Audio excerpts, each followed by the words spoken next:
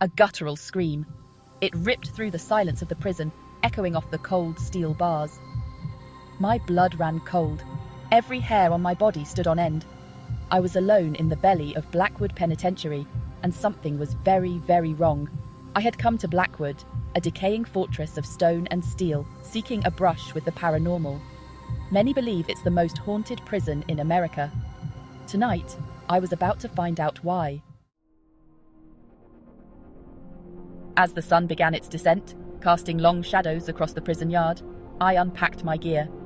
I had come prepared. EMF readers, digital recorders, and infrared cameras were neatly laid out on a table in the warden's office. I took a deep breath, trying to ignore the growing sense of unease. The prison was eerily quiet. The silence was broken only by the flapping of pigeons roosting in the guard towers. Each gust of wind that whistled through the broken windows sounded like a whispered threat. Nightfall, the witching hour, the time when the veil between our world and the spirit world is at its thinnest. As darkness enveloped Blackwood Penitentiary, I felt a palpable shift in the atmosphere. It was as if the darkness itself was alive, pulsating with an unseen energy. The temperature plummeted. I felt an icy hand grip my heart. Fear, primal and instinctive, welled up inside me. But there was no turning back. Not now. Not when whatever haunted this place was stirring. Cold spots and goosebumps. The first hours. The early hours were a slow burn of mounting tension. I wandered through the desolate cell blocks, my every sense on high alert. The air grew heavy, filled with an oppressive presence. My EMF reader crackled to life, its lights dancing erratically. A cold spot settled over me, so intense that it felt like walking into a freezer. I shivered, my breath catching in my throat. Something was near, I could feel it. The weight of 1,000 eyes. Something is here. The title alone sent shivers down my spine, hinting at the unseen horrors that awaited me. I reached cell block C, the most notorious section of the prison. The walls seemed to whisper secrets of the past, tales of despair and madness. It was here that Elias Crane had committed his heinous acts. His name was etched into the very fabric of this place, a ghostly reminder of his malevolence. The air was thick with a palpable sense of dread. Each step I took echoed through the empty halls, amplifying the silence that surrounded me. I felt a tingling sensation on the back of my neck, as if unseen eyes were watching my every move. The feeling was so intense, it was almost suffocating. Then I heard it. A soft, guttural growl emanating from the shadows at the end of the hallway. It was a sound that seemed to come from the depths of the earth itself. It was faint, but unmistakable. The growl reverberated through the corridor, sending chills down my spine.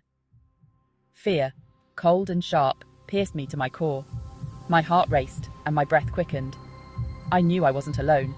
Something was here, lurking in the shadows, waiting for the perfect moment to reveal itself. Terror in the cell block.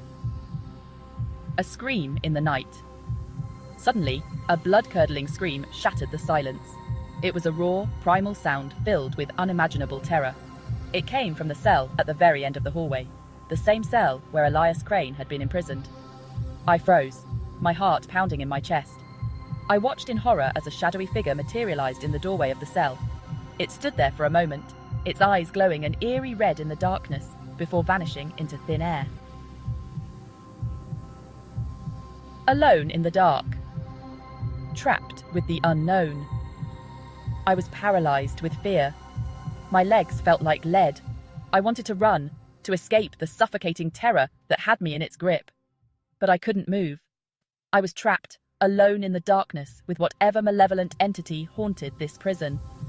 The air grew heavy, suffocating. The temperature plummeted. I felt an icy hand close around my throat, squeezing the air from my lungs. I choked, gasping for breath. I was going to die here. The long night ends, dawn breaks over Blackwood. The night had been long and filled with unspeakable horrors.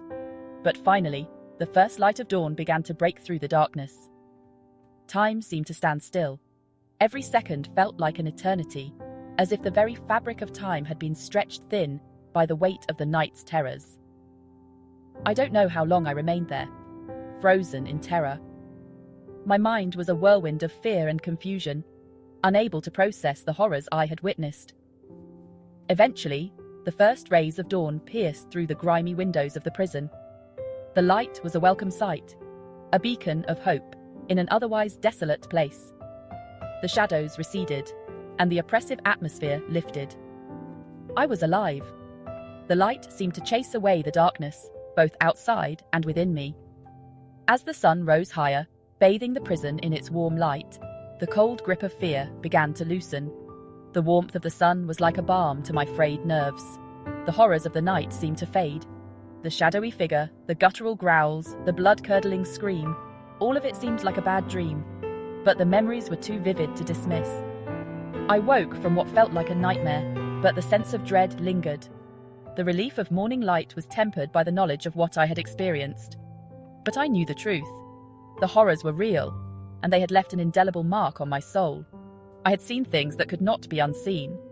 I had witnessed the true face of evil in the belly of Blackwood Penitentiary.